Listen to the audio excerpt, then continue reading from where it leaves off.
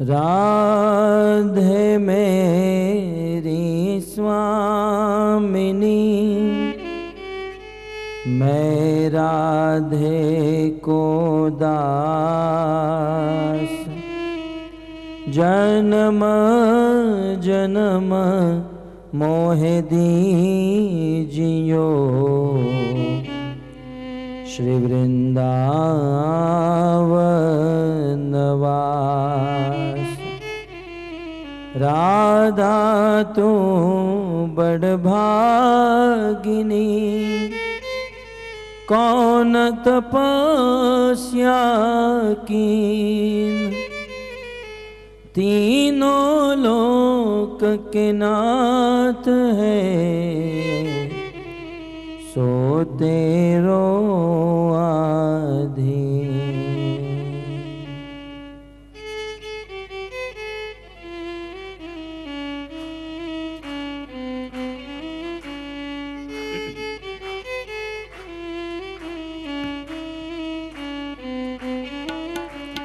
जय राधा माधव कुंज बिहारी, जय राधा माधव कुंज बिहारी।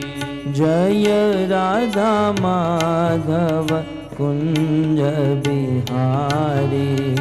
जय राधा माधव कुंज बिहारी। जय राधा माधव कुंज बिहारी।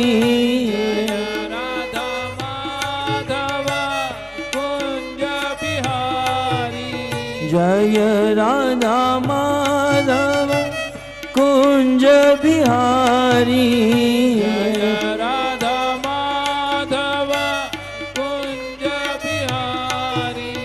गोपी जन वल्लभ गिरिवरधारी। गोपी जन वल्लभ गिरिवरधारी। गोपी जन वल्लभ गिरिवरधारी।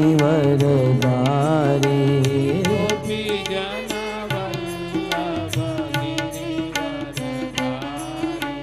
जय राधा माधव कुंज बिहारी। जय राधा माधव कुंज बिहारी।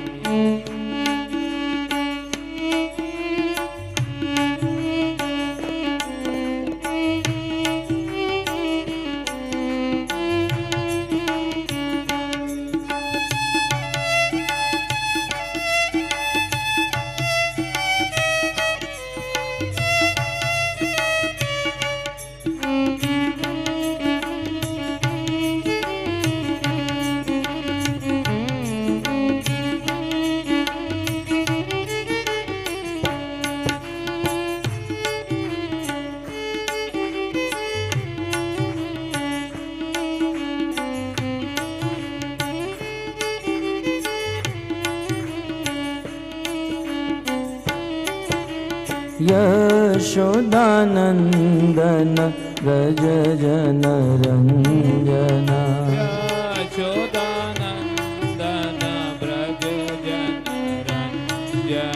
यशोदानंदन व्रज जन रंजन। यशोदानंदन व्रज जन रंजन।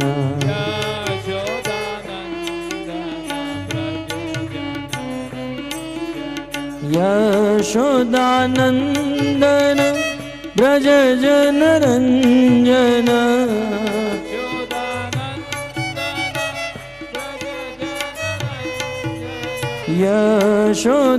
यशोदानंदन व्रज जन रंजन।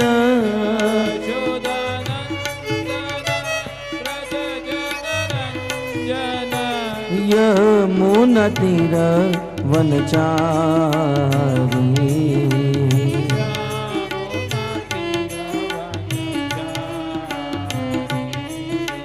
यमुना तीर वनचारी। यमुना तीर वनचारी। जय राधा माधव कुंज बिहारी। जय राधा माधव कुंज बिहारी।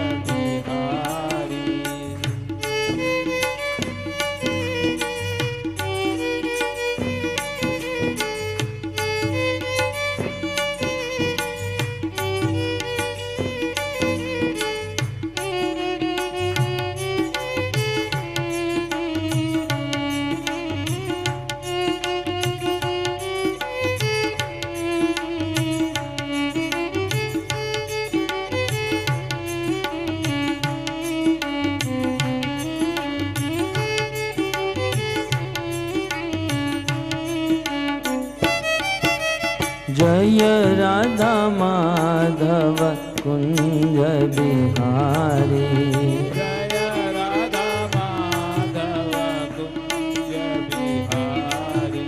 जय राधा माधव कुंज बिहारी। जय राधा माधव कुंज बिहारी। राधे राधे राधे बरसाने वाले राधे। राधे राधे राधे बरसाने वाली राधे।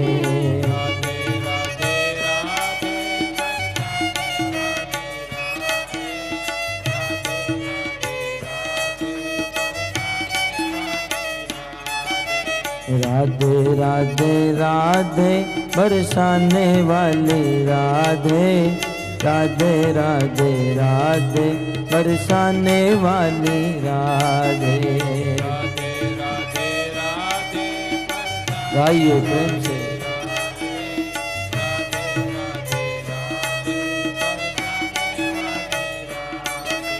राधे राधे राधे बरसाने वाली राधे।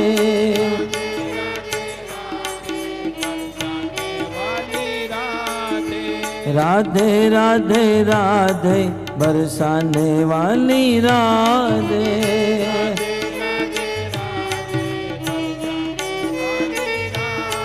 हाँ राधे राधे राधे बरसाने वाली राधे।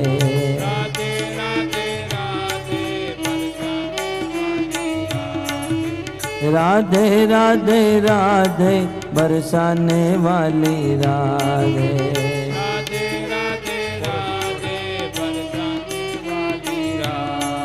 हमारो धन राधा श्री राधा श्री राधा। हमारो धन राधा श्री राधा श्री राधा। हमारो धन राधा श्री राधा श्री राधा। हमारो धन राधा श्री राधा श्री राधा। परम धन राधा राधा राधा राधा राधा। परम धन राधा राधा राधा राधा राधा। परम धन राधा राधा राधा राधा राधा। परम धन राधा राधा राधा राधा राधा। हमारो धन राधा श्री राधा श्री राधा। हमारो धन राधा श्री राधा श्री राधा। जीवन धन राधा राधा राधा राधा राधा। जीवन धन राधा राधा राधा राधा राधा। जीवन धन राधा राधा राधा राधा राधा। जीवन धन राधा राधा राधा राधा राधा। हमारो धन राधा श्री राधा श्री राधा। हमारो धन राधा श्री राधा श्री राधा। राधे राधे राधे बरसाने वाली राधे। राधे राधे राधे बरसाने वाली राधे। राधे राधे राधे बरसाने वाली राधे। राधे राधे राधे बरसाने वाली राधे। राधे राधे राधे बरसाने वाली राधे। राधे राधे राधे बरसाने वाली राधे।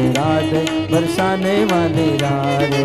राधे राधे राधे बरसाने वाली राधे, राधे राधे राधे बरसाने वाली राधे, राधे राधे राधे बरसाने वाली राधे। राधे राधे राधे बरसाने वाली राधे, राधे राधे राधे बरसाने वाली राधे। राधे राधे राधे बरसाने वाली राधे, हाँ राधे राधे राधे बरसाने वाली राधे। राधे राधे राधे बरसाने वाली राधे, राधे राधे राधे बरसाने वाली राधे। राधे राधे राधे बरसाने वाली राधे। नाम महाधन है अपनों, नहीं दूसरी संपत्ति और कमानी। नाम महाधन है अपनों, नहीं दूसरी संपत्ति और कमानी। छोड़ यटा जग की, हमको कुटिया ब्रज माही बनानी। हमको कुटिया ब्रज माही बनानी। टूक मिले रसिकों की सदा, और पीबन को यमुना जल पानी। टूक मिले रसिकों की सदा, और पीबन को यमुना जल पानी। हमें औरन की परवाह नहीं, अपनी ठकुरानी श्रीराधिकारानी। अपनी ठकुरानी श्रीराधिकारानी। अपनी ठकुरानी श्रीराधिकारानी। हाँ राधा श्याम सुंदर, राधा श्याम सुंदर, राधा श्याम सुंदर राधे। श्याम सुंदर राधा श्याम सुंदर, राधा श्याम सुंदर राधे। राधा श्याम सुंदर, राधा श्याम सुंदर, राधा श्याम सुंदर राधे। राधा श्याम सुंदर, राधा श्याम सुंदर, राधा श्याम सुंदर राधे। कृष्ण बलराम, कृष्ण बलराम, कृष्ण बलराम, जय कृष्ण बलराम। कृष्ण बलराम, कृष्ण बलराम, कृष्ण बलराम, जय कृष्ण बलराम। जय कृष्ण बलराम, कृष्ण बलराम, कृष्ण बलराम, जय कृष्ण बलराम। कृष्ण बलराम, कृष्ण बलराम, कृष्ण बलराम, जय कृष्ण बलराम। हाँ गौर निताय जय गौर निताय, गौर निताय जय गौर निताय। गौरानिताय जय गौरानिताय, गौरानिताय जय गौरानिताय। गौर निताय जय गौर निताय, गौर निताय जय गौर निताय। गौरानिताय जय गौरानिताय, गौरानिताय जय गौरानिताय। प्रभुपद प्रभुपद प्रभुपद शिल प्रभुपद। प्रभुपद प्रभुपद जय श्री प्रभुपद। प्रभुपद शिल प्रभुपद। जय प्रभुपद प्रभुपद प्रभुपद शिल प्रभुपद। प्रभुपद प्रभुपद प्रभुपद शिल प्रभुपद। जय जय प्रभुपाद प्रभुपाद प्रभुपाद प्रभुपाद। जय जय प्रभुपाद प्रभुपाद प्रभुपाद प्रभुपाद प्रभुपाद निताय गौर हरि बोल हरि बोल हरि बोल हरि बोल निताय गौर हरि बोल हरि बोल हरि बोल हरि बोल। भुवन मंगल हरिनाम संकीर्तन की शील प्रभुपाद की निताय गौर प्रेमानंदे। आराध्यो भगवान ब्रजेश तनय तद्धाम वृंदावन रम्या काचिदुपासना ब्रजबधू वर्गेण या कल्पिता। श्रीमद्भागवतं प्रमाणममलम् प्रेमापुमर्थो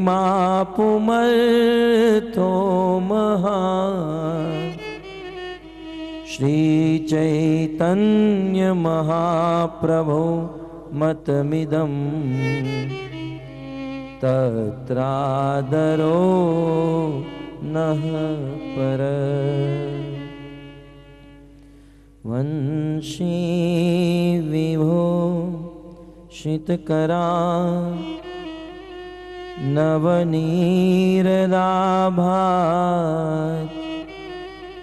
पीताम्बरधरुणबिं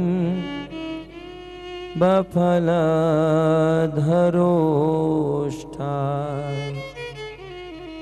पूर्णेन्दुसुन्दरमुखात् अरविन्दनेत्रा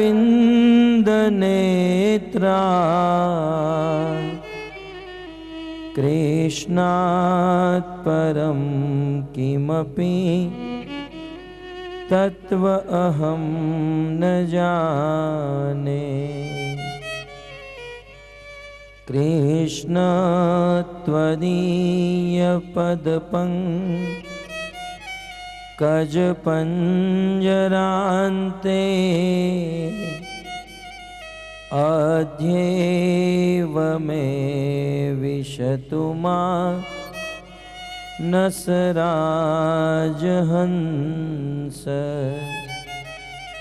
प्राणप्रयाणसमये कफवातपीते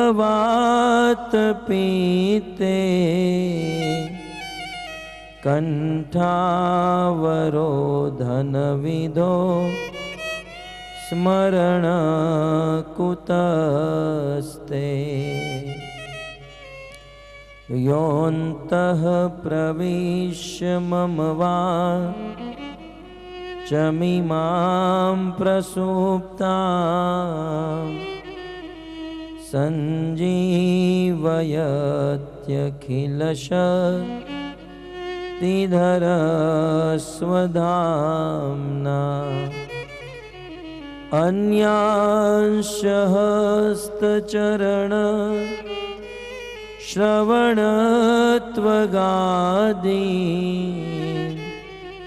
प्राणान्नमो भगवते पुरुषाय तुभ्यम्। करारविन्दे न पदारविन्दम्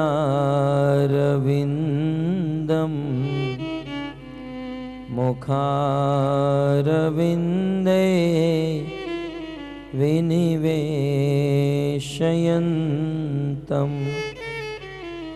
वटस्य पत्रस्य पुटेशयानं बालं मुकुन्दं मनसा स्मरामि।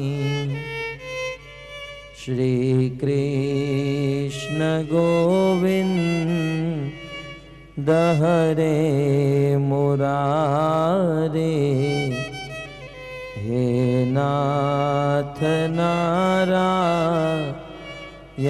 वासुदेव, जिहवे पिबत्स्वा मृत में तदेव, गोविंद दामो दर माधवेति।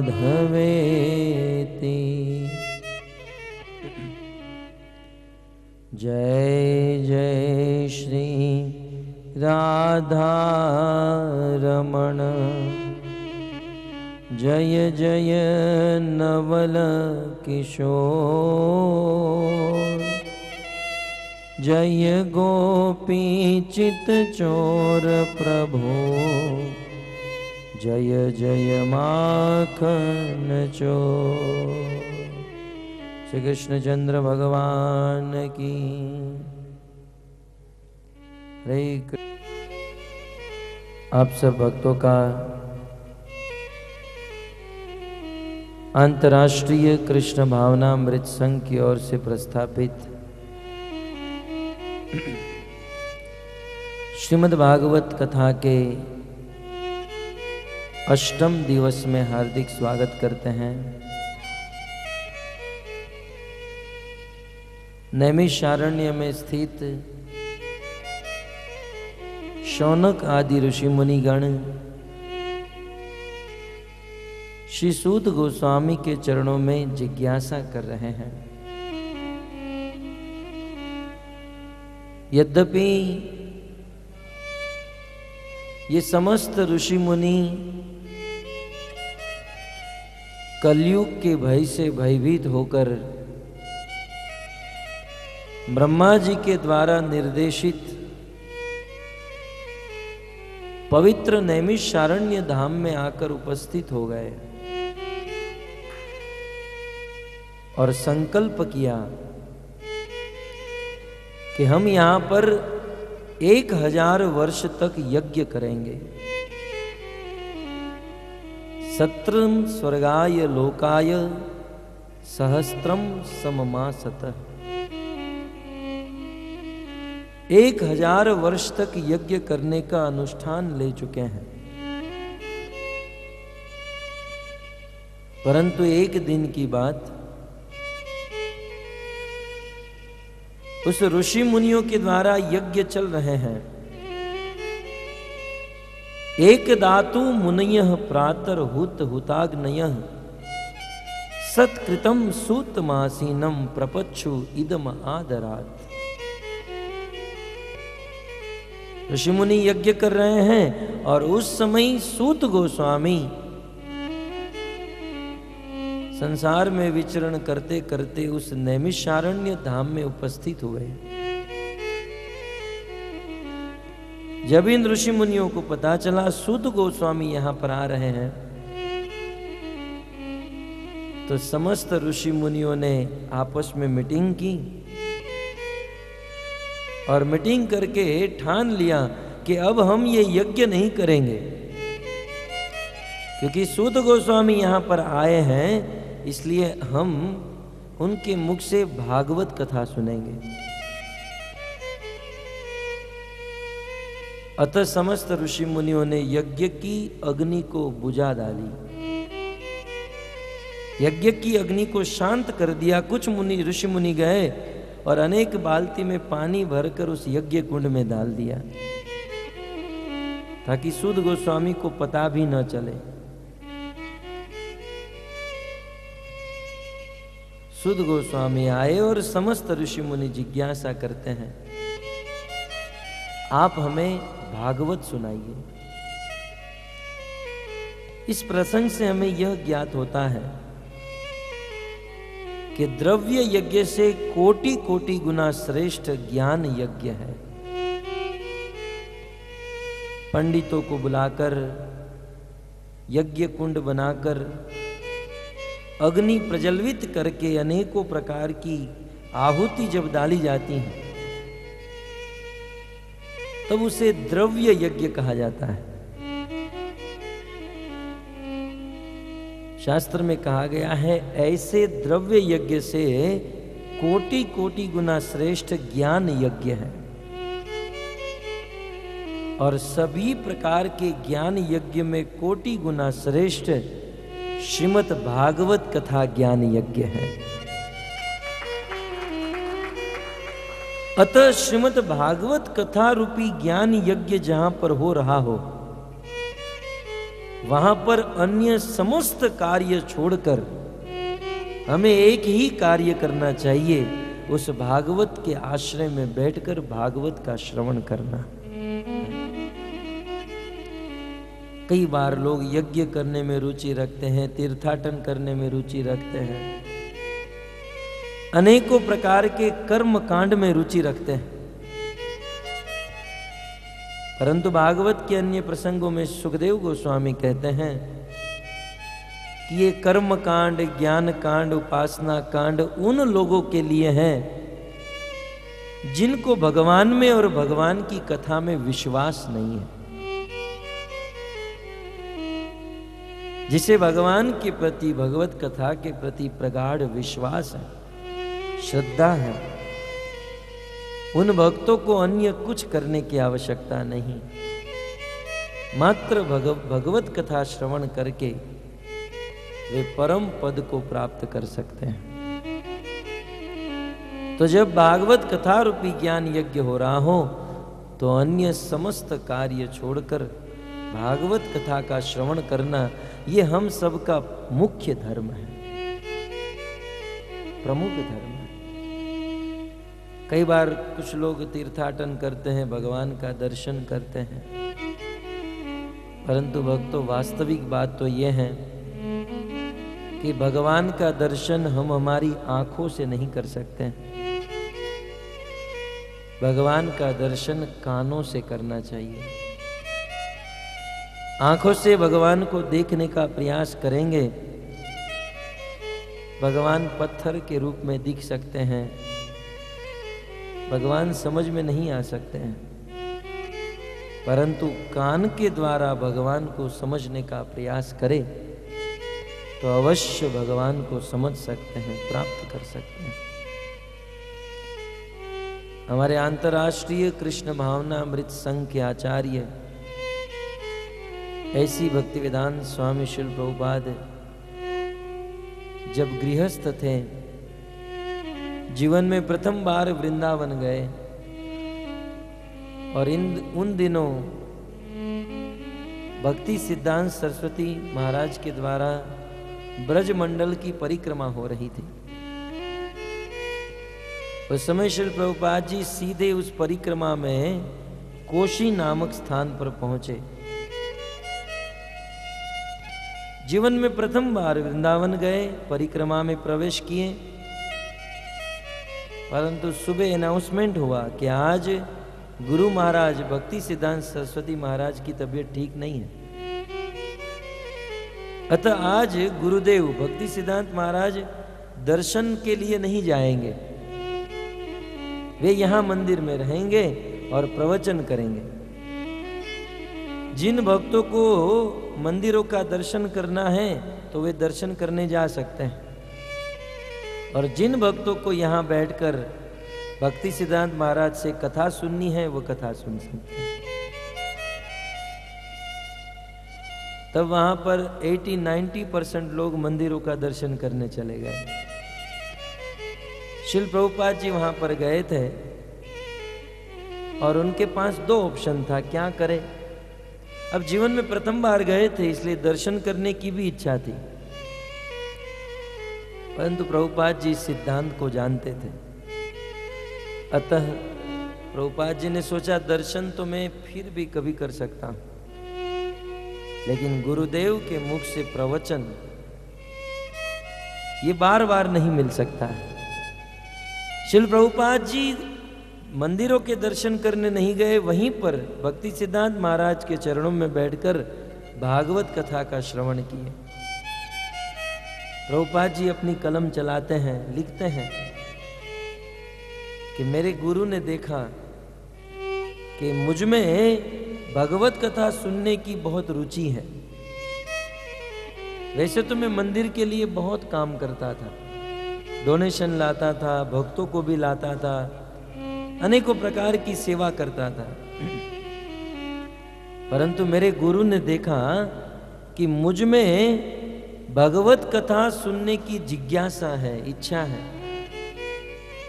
अतः उन्होंने मेरे पर कृपा की और कृपा करते हुए मुझे एक साथ हरिनाम दीक्षा और ब्राह्मण दीक्षा दोनों दीक्षा प्रदान कर दी। इससे साबित होता है भक्त का सबसे बड़ा गुण है भगवत कथा को सुनना। और शास्त्र में अन्य स्थानों पर कहा गया है, श्रुत्वा ज्ञानम अवाप्नोति श्रुत्वा त्यजति दुर्मति। सुनने से ही ज्ञान प्राप्त होता है, सुनने से ही हमारी दुर्बुद्धि दुर्मति दूर हो जाती है। और वास्तव में सुनने से ही सब कुछ मिलता है। और इसलिए आप देखोगे भगवान ने कान 2 बनाए और मुंह एक ही बनाया है। कुछ कारण होगा ना। भगवान ने 2 कान बनाए और मुंह एक बनाया। क्यों? भगवान कहना चाहते हैं कम से कम संसार की बात बोलो और ज्यादा से ज्यादा भगवान की कथा सुनो। इसलिए 2 कान बनाए। तो भगवत कथा ये सबसे बड़ा यज्ञ है। और वास्तव में यहाँ पर पिछले 8 दिनों से यज्ञ हो रहा है और अनेकों भक्तों के द्वारा दान डोनेशन रूपी आहुति डाली जा रही है। और इस यज्ञ का लाभ इस देश की जनता ले रही है।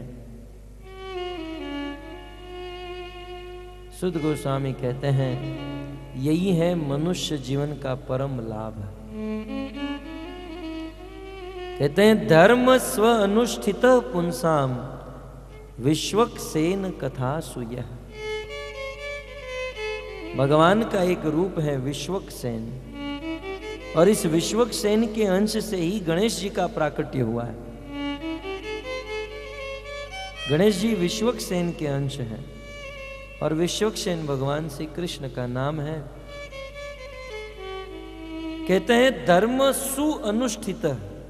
हमारे जीवन के जो कर्तव्य हैं, ऑफिस के कर्तव्य, दुकान के, बिजनेस के, पति के, पत्नी के, पुत्र के, समाज के, देश के, ये सभी कर्तव्यों को परफेक्ट रूप से निभाया जाए, है ना। संसार में जेन्युइन आदमी होते हैं ना, कुछ परफेक्ट होते हैं सभी फील्ड में। बोलते हैं धर्म स्व अनुष्ठित पुंसाम, सभी कार्य परफेक्ट चल रहे हो, परंतु विश्वक्सेन कथा सुय, परंतु भगवान कृष्ण की कथा में न उत्पात येद यति रतिम। कृष्ण कथा में रुचि उत्पन्न नहीं हुई, कृष्ण कथा में प्रेम उत्पन्न नहीं हुआ, तो कहते हैं संसार में जितना भी काम किया, जितनी भी मेहनत की, श्रम एव ही केवलम। वो सुचारू ढंग से किया गया कार्य गधे और बैल की तरह मात्र श्रम है। हम लोग अभिमान करते हैं, हम मेहनत करते हैं, हार्डवर्किंग करते हैं। मेहनत तो गधे भी करते हैं। किसान खेत में बैल चलाते हैं ना, बैल भी मेहनत करते हैं।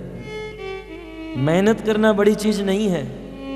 मेहनत करके भगवान की कथा में रुचि उत्पन्न हो जाना, ये सही मेहनत है। इसलिए जीवन के प्रत्येक कार्य के अंत में आप देखो कि यह कार्य करने से भगवान में और भगवान की कथा में मेरी रुचि हो रही है। जिस कार्य को करने पर भगवान और भगवान की कथा में रुचि नहीं होती है, वह कार्य मात्र श्रम है, मात्र श्रम, परिश्रम, उसका कोई लाभ नहीं है। अतः भगवत कथा में रुचि हो जाना ये जीवन का बहुत बड़ा लाभ है। भक्तों, आप सबका सौभाग्य है, हम सबका सौभाग्य है कि आज कैसे ना कैसे न जाने किस जन्म की सुकृति के फलवश आज हमें भगवत कथा में थोड़ी रुचि उत्पन्न हुई है और संसार के काम से निवृत्त होकर कम से कम 2-2.5 घंटा कथा सुनते हैं। वास्तव में ये बहुत बड़ा लाभ है और भगवान की इस कथा सुनने में जो आनंद है वो आनंद अन्य कहीं नहीं है। और इसीलिए पृथु महाराज के यज्ञ में जब भगवान विष्णु प्रकट हुए, प्रसन्न हो गए और कहा, पृथु तुम्हें जो चाहिए वो मांग लो। तब महाराज पृथु कहते हैं, हे प्रभु, वैसे तो मुझे आपसे कुछ नहीं चाहिए, परंतु यदि आपको देना है तो मुझे 10,000 कान दीजिए। आप सोचो कि 10,000 कान रखेंगे कहाँ? भक्तों, ये संख्या का विषय नहीं, ये भाव का विषय है। मुझे 10,000 कान दीजिए, इसका अर्थ 10,000 कान की शक्ति दीजिए।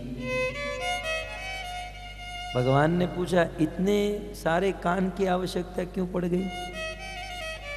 बोले, क्या कहूं प्रभु, आपकी कथा सुनने में इतना आनंद आ रहा है, इतना आनंद आ रहा है कि मेरे ये 2 कान कम पड़ रहे हैं।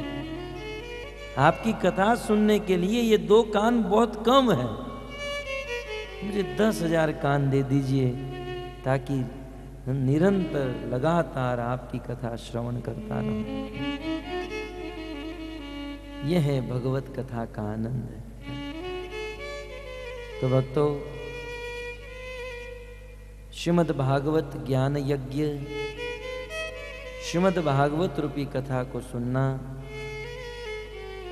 यह हम मनुष्य जीवन का प्रथम धर्म है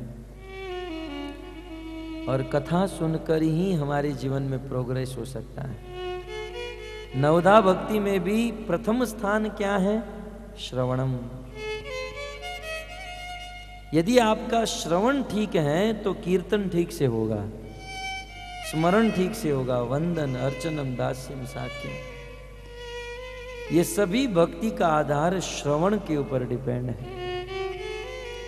और जानते हैं श्रवण का आधार किस पर डिपेंड है? भगवान राम ने शबरी को नवधा भक्ति का वर्णन किया तो भागवत की नवधा भक्ति से एक भक्ति एक्स्ट्रा बताया। प्रथम भक्ति संतन कर संगा, दूसरी रति मम कथा प्रसंगा। भगवान श्री रामचंद्र शबरी को कहते हैं, शबरी, प्रथम भक्ति संतन कर संगा, संतों का, भक्तों का संग करना, ये प्रथम भक्ति है, सबसे पहली भक्ति। और जब संतों का संग होता है, सताम प्रसंगान, भगवान कपिल देव कहते हैं, जब 2 संत आपस में मिलते हैं तो क्या होता है? मम वीर्य संविदो, मेरे वीर्य की, मेरे पराक्रम की, मेरे लीला की कथा होती है।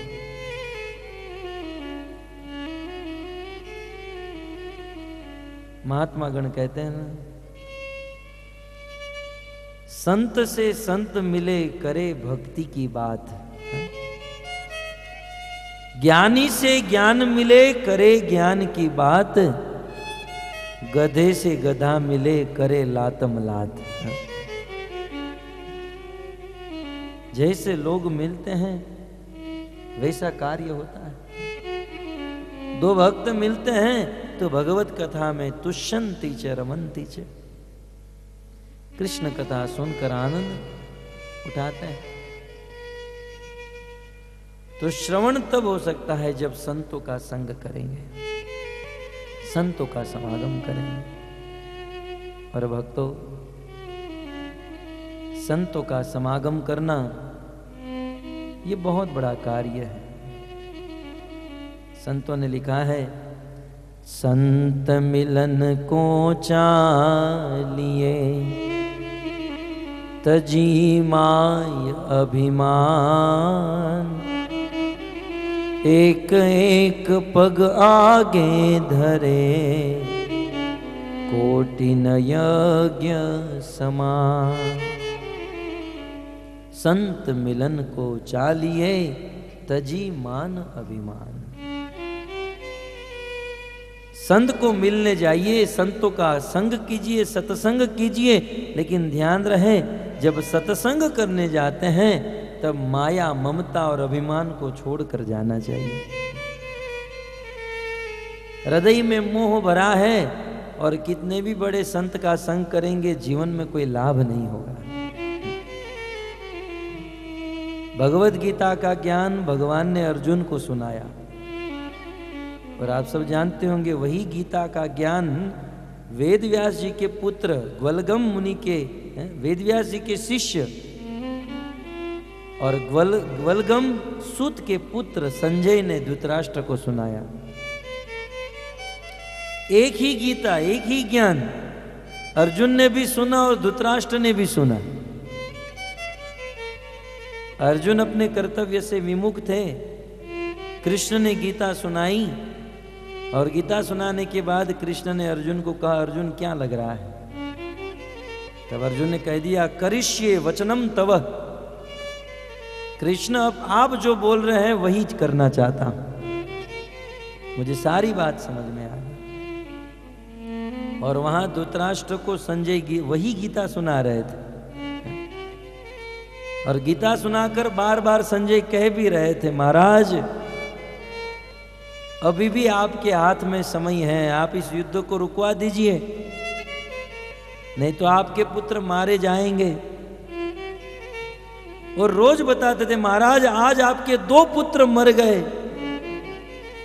धृतराष्ट्र को हृदय में दुख होता था, मेरे 2 पुत्र मर गए संजय, आगे क्या हुआ ये बताओ। महाराज आज आपके 3 पुत्र मर गए, अरे मेरे 3 पुत्र मर गए, आगे क्या हुआ संजय? अब आगे क्या हुआ? अभी भी तुम्हारे हाथ में है, युद्ध को रुका दो। अंत में संजय ने धृतराष्ट्र को कहा, महाराज यदि आप मुझे पूछो तो इस युद्ध यदि प्रारंभ हो गया तो युद्ध में आपके सारे पुत्र मारे जाएंगे, क्योंकि यत्र योगेश्वर कृष्ण यत्र पार्थ धनुर्धर तत्र श्री विजय भूति ध्रुवम नीति मतिर मम। जहां कृष्ण है, जहां धर्म है, विजय उसी पक्ष की होती है और आपके पुत्र अधर्मी हैं। अभी भी आपके पास मौका है, आप युद्ध को रुका दो। संजय आगे क्या हुआ है? सारी गीता सुनी और संजय ने अपना मंतव्य भी दिया, लेकिन धृतराष्ट्र नहीं माने। क्यों? क्योंकि उनके हृदय में पुत्र का मोह था। इसलिए जब भगवत कथा सुनने जाते हैं तो मोह और अभिमान से मुक्त होकर जाना चाहिए, अभिमान नहीं होना चाहिए। जब इस प्रकार से संतों का संग करते हैं ना, तो एक एक पग पर करोड़ों यज्ञ का फल मिलता है। युधिष्ठिर महाराज ने बहुत बड़ा यज्ञ किया और द्वापर युग तक जो राजा यज्ञ करता था, और जब यज्ञ समाप्त होता था तो मंदिर का घंटा अपने आप बजने लगता था, उसको बजाने की जरूरत नहीं। युधिष्ठिर महाराज ने यज्ञ किया लेकिन घंटा नहीं बजा। चिंतित हो गए, क्या करूं, क्या हुआ होगा। कृष्ण के पास गए। कृष्ण ने कहा, देखो आपके राज्य में कोई भूखे होंगे। युधिष्ठिर महाराज गए तो यमुना के किनारे पर एक महात्मा बैठे थे, वो भोजन नहीं किए थे। युधिष्ठिर ने कहा, महाराज आप आइए, भोजन कीजिए ताकि मेरा यज्ञ समाप्त हो, संपन्न हो। बोले मैं नहीं आऊंगा। महाराज आप इतने क्रोधित क्यों होते हैं, आप चलिए ना हमारे यज्ञ में। बोले यदि 100 यज्ञ का फल मुझे अर्पण करोगे तब मैं आपके साथ आऊंगा। युधिष्ठिर महाराज ने कहा जीवन में पहला यज्ञ कर रहा हूं और उसमें भी अधूरा रह गया, आप नहीं आ रहे हो तो मैं 100 यज्ञ का फल कहां से लाकर आपको दूं? नहीं, मैं 100 यज्ञ का फल दोगे तो ही मैं यहां से हिलूंगा, अन्यथा नहीं आऊंगा। बहुत मनाया, प्रयास किया, नहीं आए। युधिष्ठिर महाराज चिंतित। उनकी पत्नी द्रौपदी ने कहा महाराज यदि आपकी आज्ञा हो तो मैं जाऊं उस साधु के पास। बोले जब वो साधु मुझसे नहीं माना तो तुझसे कैसे मानेगा? देखिए स्त्रियों को कम मत समझिए, जो काम पुरुष नहीं कर सकते हैं वो स्त्री कर देती हैं। युधिष्ठिर महाराज ने आज्ञा दी, द्रौपदी गई, महात्मा को कहा महात्मा हमारा यज्ञ अधूरा रह गया, आप आइए तो हमारा यज्ञ पूर्ण होगा। बोले मैंने आपको कहा एक बार 100 यज्ञ का फल दोगे तो ही मैं आपके साथ आऊंगा। द्रौपदी ने कहा ठीक है आप आइए, मैं आपको 100 यज्ञ का फल दूंगी। बोले तेरे पति को जाकर पूछ 100 यज्ञ किया है उसने कभी? बोले महाराज आप चिंता क्यों करते हो, मैं द्रौपदी प्रतिज्ञा करती हूं, प्रण लेती हूं, आपको 100 यज्ञ का फल दूंगी। महात्मा ने कहा कैसे दोगी? बोले हमारे राज्य में यज्ञ में बड़े बड़े ऋषि मुनि आए हैं, असीत, देवल, व्यास, धौम्य, शरद्वान, अरिष्ट नेमि, अंगिरा, नारद, एक से एक ऋषि मुनि आए हैं, ऋषि मुनियों का मेला लगा है, सत्संग हो रहा है। और महाराज आपने बस यही साधु का वस्त्र पहनते हो, कभी शास्त्र पढ़ा नहीं आपने? संत मिलन को चालिए तजी मान अभिमान, मान और अभिमान को छोड़कर जब सत्संग में जाते हैं तो एक एक पग आगे धरे। तो जब हम हमारे घर से एक एक पग आगे बढ़ते हैं तो प्रत्येक कदम पर कोटि न यज्ञ समान करोड़ों करोड़ों यज्ञ का फल प्राप्त हो जाता है। महाराज यहां से आप सत्संग में चलिए, करोड़ों यज्ञ का फल मिलेगा, 100 यज्ञ का फल आप रख लेना, बाकी का मुझे दे देना। भक्त ये सत्य बात है। भगवत कथा श्रवण करते हुए या सत्संग करने के लिए हमारे घर से हम जितने कदम आगे बढ़ाते हैं, प्रत्येक कदम पर करोड़ों करोड़ों यज्ञ का फल प्राप्त हो जाता है। कुछ लोग यहाँ पर कहते हैं हम तो बड़ी दूर से आ रहे हैं, कुछ लोग कहते हैं ये कथा सनातन मंदिर में हो रही, बहुत दूर है। भक्त जो दूर से आते हैं ना उसको तो ज्यादा यज्ञ का फल प्राप्त होता है, और सबसे ज्यादा तो फल हमें मिल रहा है। बड़ी दूर से आए तो कोटि ने यज्ञ समान, करोड़ों करोड़ों यज्ञ का फल। और भक्त ये यज्ञ का फल मिलना ये भी बहुत छोटी चीज है।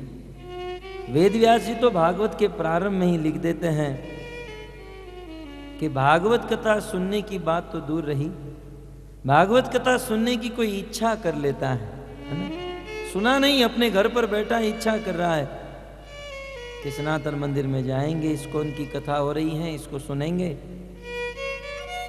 कहते हैं भागवत कथा सुनने की इच्छा हो जाती है, उस इच्छा करने मात्र से अनंत कोटि ब्रह्मांड के अधिपति परब्रह्म भगवान श्री कृष्ण उस इच्छा करने वाले भक्त के हृदय में प्रकट हो जाते हैं। सत्य ही अवरुद्ध तेत कृति भी शुश्रूषु भी तत्क्षणात्, तत्क्षणात् उसी क्षण उसी समय, जिस समय भागवत सुनने की इच्छा होती है, भगवान हृदय में बंदी हो जाते हैं, कैद हो जाते हैं। तो भक्तों ये है सत्संग की महिमा, भागवत की महिमा, भागवत कथा की महिमा। विचार कीजिए हमारे जीवन में कितना बड़ा सौभाग्य प्राप्त हो गया कि ऐसी शुद्ध भागवत सुनने का अवसर मिला है। भागवत कथा तो संसार में अनेकों जगह पर होती हैं, टीवियों में भी होती हैं, लेकिन उस कथा में और इस कथा में जमीन आसमान का अंतर है। संसार में अन्य जगह पर जहां भागवत होती है तो वह गुरु शिष्य परंपरा से नहीं होती है। भागवत कथा सुनने वाला स्वयं धन की आसक्ति में फंसा होता है। आज के लोग तो भागवत को बिजनेस बना चुके हैं। आज किसी वक्ता के पास जाओ, हमें भागवत करानी है, तो कहते हैं 50 लाख देने होंगे, और जब उनको पैसे देते हैं तब जाकर व्यास मंच पर बैठते हैं। अब विचार कीजिए, जब भागवत बोलने वाला स्वयं धन की आसक्ति में फंसा है, तो संसार के लोगों को, श्रोताओं को संसार की आसक्ति से कैसे मुक्त करा सकता है? भक्तों, भागवत बोलने वाले की योग्यता भागवत धन, मान और प्रतिष्ठा के लिए नहीं बोलना चाहिए। भागवत बोलना चाहिए मात्र कृष्ण को प्रसन्न करने के लिए, कृष्ण को खुश करने के लिए। हृदय से, भक्ति से जब भागवत को बोला जाता है तो सुनने वाले भक्तों के हृदय में भी भक्ति प्राप्त हो जाती है। तो हमारा बहुत बड़ा सौभाग्य, हम यहाँ पर शुद्ध भक्त के मुख से भागवत सुन रहे हैं। शुद्ध भक्त माने मैं शुद्ध नहीं हूं। आप लोग कहेंगे प्रभु जी अपने आप को शुद्ध कह रहे हैं, हम तो बड़े पापी हैं। हम तो यह मानते हैं संसार में हमारे जैसा दुष्ट कोई नहीं है, परंतु इतना विश्वास तो जरूर है कि हम जो बोल रहे हैं, ये सब बातें, ये सब शब्द शुद्ध भक्तों के बोल रहे हैं। हमारा वक्तव्य हमारा नहीं है। अब ये मत सोचिए लाल गोविंदास अपनी बुद्धि से अपनी बात बता रहे हैं। हम यहाँ भागवत कथा कर रहे हैं श्रील प्रभुपाद जी की लेखनी को पढ़कर, बड़े बड़े आचार्यों की बातों को हम आपके बीच में प्रस्तुत कर रहे हैं। हम हमारे मन और हमारी बुद्धि की बात कुछ नहीं कर रहे हैं। और सत्य कहूँ तो हम में कोई बुद्धि भी नहीं है। हम जब पढ़ते थे तो बहुत वीक थे, हम सबसे लास्ट में आते थे, न तो ज्ञान है न बुद्धि है। परंतु हम जो बोल रहे हैं वो शुद्ध संत आचार्य की बात को बोल रहे हैं। और प्रभुपाद जी कहते हैं जैसे पोस्टमैन होता है, पोस्टमैन का काम क्या है? एक घर से लेटर को उठाता है, दूसरे घर पे छोड़ता है ना। अब वो पोस्टमैन कैसा भी दिखने में हो, है? उसको बुखार आ रहा हो या लंगड़ा हो या अंधा हो, लेकिन उसका काम क्या है? एक घर से लेटर लेकर दूसरे घर पर पहुंचाना। पोस्टमैन कैसा भी हो, लेकिन उसका काम जो है वो बढ़िया है ना। इसलिए वो जो मैसेज मिलेगा वो शुद्ध मैसेज होगा। तो हो सकता है हमारे अंदर कोई गड़बड़ हो या कुछ कमी हो, लेकिन आपको जो संदेश दे रहे हैं ये बड़े बड़े आचार्यों की संदेश हैं, प्रभुपाद जी का संदेश है। और जब इस बातों को हम सुनते हैं तो ये बात सीधे हमारे हृदय में लग जाती है। भक्तों, हृदय से बोले हुए शब्द हृदय में आते हैं और गले से बोला हुआ शब्द गले तक रहता है। तो हमारा सौभाग्य है शुद्ध भक्तों के मुख से हम कथा सुन रहे हैं। कुछ लोग कहते हैं प्रभु आप जैसा बोलते हैं, टीवी में भी हम कथा सुनते तो ऐसा ही होता है। हमें ऐसा लग सकता है कि इस्कॉन में जो कथा होती है और बाहर जो कथा होती है वो समान है, लेकिन बहुत अंतर है, बहुत अंतर है, जमीन आसमान का अंतर। पद्म पुराण में दृष्टांत देते हैं, जैसे दो दूध के बाउल है ना, दो पात्र में दूध भरा है और एक पात्र में दूध को कोई सांप स्पर्श कर ले, दूध दिखने में समान है, लेकिन जिस दूध को सर्प स्पर्श कर लिया है उसे पिएंगे तो हम मर जाएंगे। ठीक उसी प्रकार भागवत एक ही है और ये भागवत सब लोग बोलते हैं, लेकिन अभक्त के मुख से, जो लोग भक्ति नहीं करते हैं, भागवत को बिजनेस बनाकर बैठे हैं, ऐसे लोगों के मुख से यदि भागवत सुनेंगे तो हमारा विनाश हो जाएगा। इसलिए सतर्क रहना चाहिए।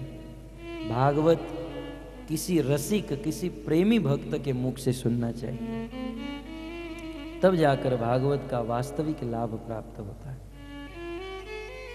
तो सौभाग्य है एन केन प्रकारेण कैसे भी करके हम यहाँ पर प्रभुपाद जी की लेखनी को, शुद्ध भक्त की बातों को सुन रहे हैं और इसी से हमारा हृदय शुद्ध होगा।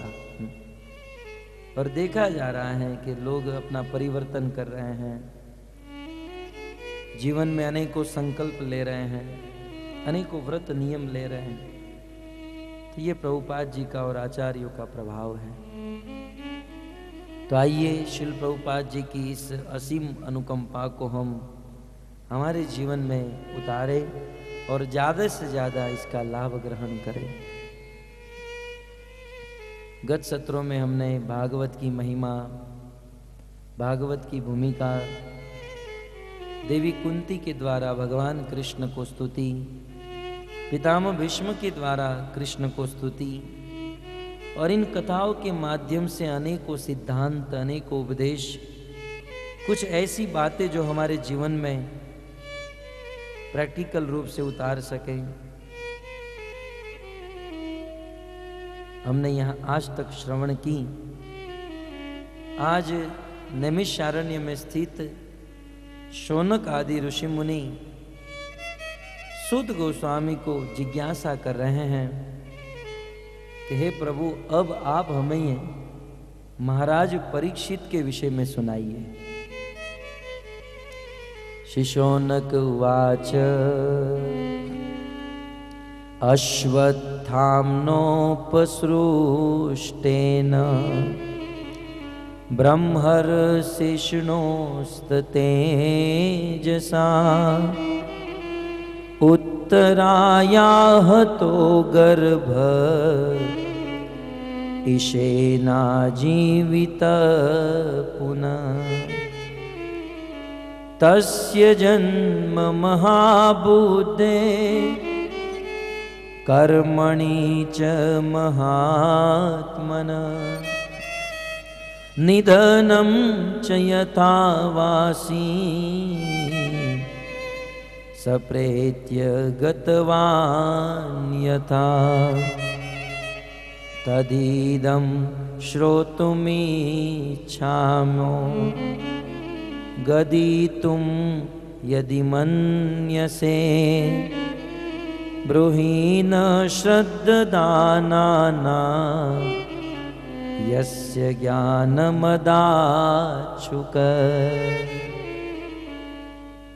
शौनक जी कहते हैं कि हे सुत गोस्वामी,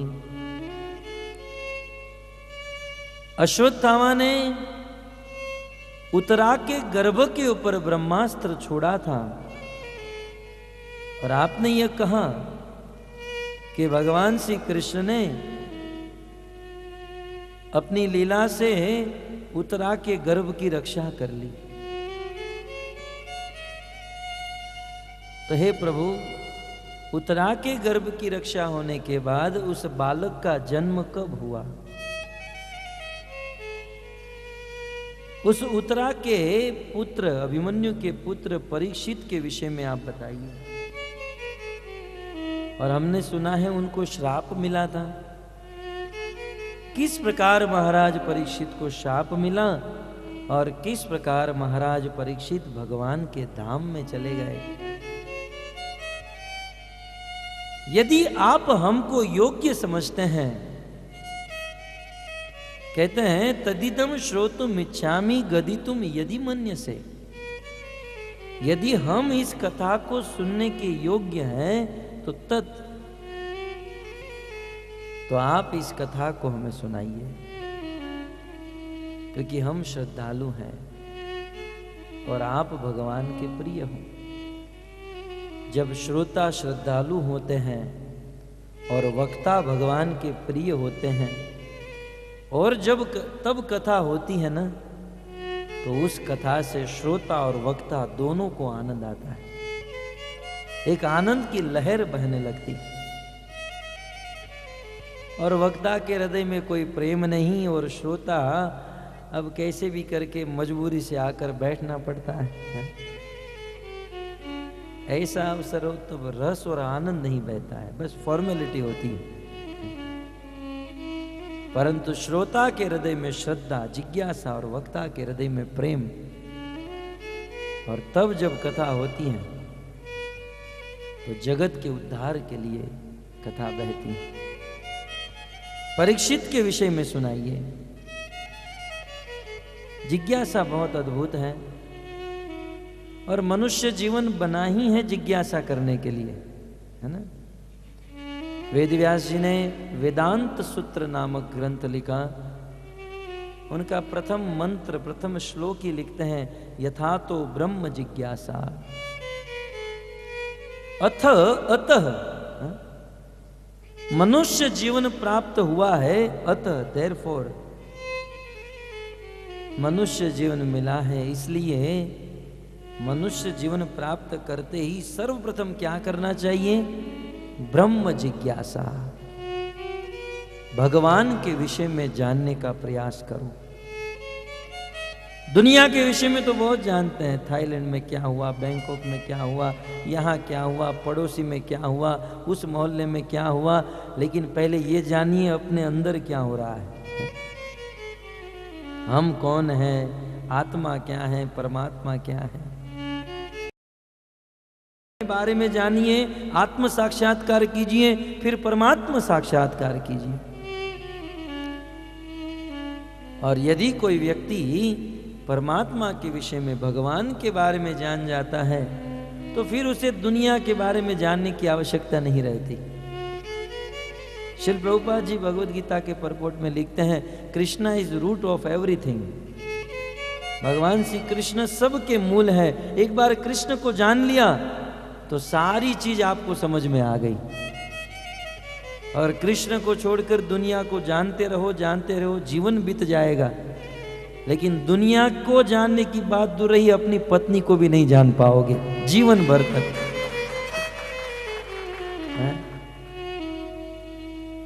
आंखों में कुछ और, बाहों में कुछ और मन में कुछ और। अतः भगवान के विषय में जानने का प्रयास कीजिए। ये पत्नी की बात आती है तो लोग बहुत ताली बजाते हैं। कुछ तो यहाँ गड़बड़ है। श्री प्रभुपाद जी जब अमेरिका में प्रचार कर रहे थे तो बहुत लोग प्रभुपाद जी के प्रवचन सुनने के लिए आते थे। यहाँ तक सब लोग चर्च में जाना बंद कर दिए, प्रभुपाद जी का प्रवचन सुनने आते थे। और आपको पता होगा श्री प्रभुपाद जी ने, अब शुरू में पैसे नहीं थे तो चर्च को खरीद लेते थे और चर्च में ठाकुर जी का विग्रह और मंदिर बना देते थे। तो किसी चर्च के फादर ने आकर प्रभुपाद जी को पूछा, प्रभुपाद आप जब प्रवचन करते हो तो इतने सारे लोग क्यों आते हैं? न तो आपके पास मंदिर है, न कोई ठिकाना, और हमारे पास इतने बड़े बड़े चर्च हैं, लेकिन संख्या बहुत कम होती है। प्रभुपाद जी कुछ ऐसी टिप्स दीजिए ना, कुछ ऐसा प्लान दीजिए ताकि हमारे चर्च में भी बहुत लोग आए। अब प्रभुपाद तो संत हैं, साधु हैं, सबके दुख दूर करते हैं। वो पादरी आए, फादर आए, बोले कोई बात नहीं, आप प्रवचन करते हो ना? बोले हाँ। बोले संडे को प्रवचन करो और मैं जो टॉपिक देता हूं उस टॉपिक के ऊपर प्रवचन करो और फिर देखो कितने लोग आते हैं। श्रील प्रभुपाद जी ने एक टॉपिक दिया, उस टॉपिक को बोर्ड के ऊपर लगा दिया, न्यूज़पेपर में एडवर्टाइजमेंट दी, और जिस चर्च में चिड़िया भी नहीं फरकती थी उस टॉपिक को पढ़कर वह चर्च हाउसफुल हो गया, पूरा चर्च भर गया, पूरा चर्च। और उस चर्च में तकलीफ क्या हुई? 2 रो में लेडीज बैठी थी, 2 रो में जेंट्स बैठे थे, और जो लेडीज थी वो ऐसे करके बैठ गए और जो जेंट्स थे वो ऐसे करके बैठे थे। अब जो फादर थे वो चिंता में पड़ गए, ऐसे क्यों बैठे हैं सब लोग हैं? मूल बात क्या थी जानते हैं? प्रभुपाद जी ने टॉपिक क्या दिया था? यदि आप अपने जीवन साथी से परेशान हो तो, क्वेश्चन मार्क, यदि आप अपने जीवन साथी से परेशान हो तो यहां पर आइए, आपकी परेशानी दूर की जाएगी। तब पत्नी ने पति को कहा मेरी सहेली की वहाँ पार्टी है तो मैं वहाँ जाने वाली हूँ, तो आज मैं घर देरी से आऊँगी। पति ने पति को कहा हाँ मेरी भी आज ऑफिस में मीटिंग है इसलिए मैं भी देरी से आऊँगा। तो ये दोनों बहाना बना कर गए और दोनों चर्च में जाकर बैठे थे और दोनों एक दूसरे से अपना मुंह छिपा रहे थे। तो कहने का तात्पर्य यह है कि संसार में सब लोग परेशान हैं अपने जीवन साथी से। तो आप लोगों को तो ऐसा नहीं है ना?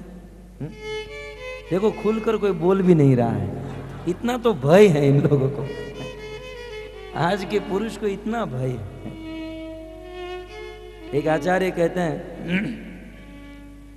कि इस संसार में जब हम घर पर भोजन बनाते हैं ना, तो भोजन की प्रथम रोटी ही गाय को खिलानी चाहिए।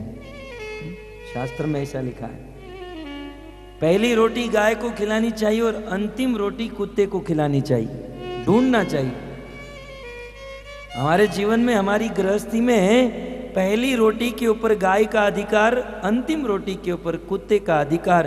पहली रोटी गाय की, अंतिम रोटी कुत्ते की। लेकिन होता क्या है, हमारी माताएं जब पहली रोटी बनाती हैं पति को बुलाती है जल्दी गर्मा गर्म खा लो, और जो गाय की रोटी है वो पति को खिला देती है, इसलिए पति गाय जैसा हो गया।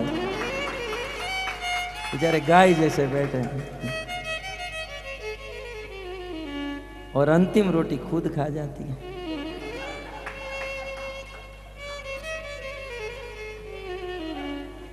कुछ लोग नहीं समझे, कोई बात नहीं, ऐसी बातें कम समझ में आए तो ही अच्छा है।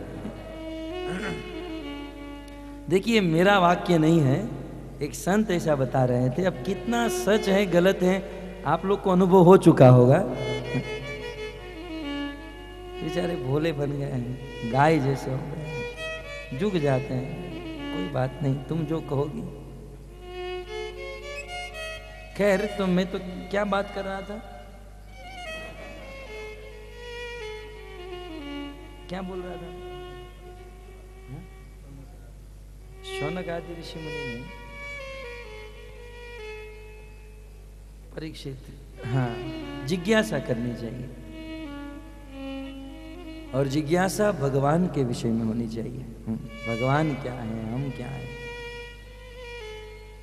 तो यहाँ पर शौनक आदि ऋषि मुनि जिज्ञासा किए, परीक्षित के विषय में सुनाइए। भगवान श्री कृष्ण ने महाराज परीक्षित की रक्षा कर ली। अब देखिए यहाँ पर भी एक सिद्धांत है, भगवान उनकी रक्षा करते हैं जो लोग उनकी भक्ति करते हैं, है ना?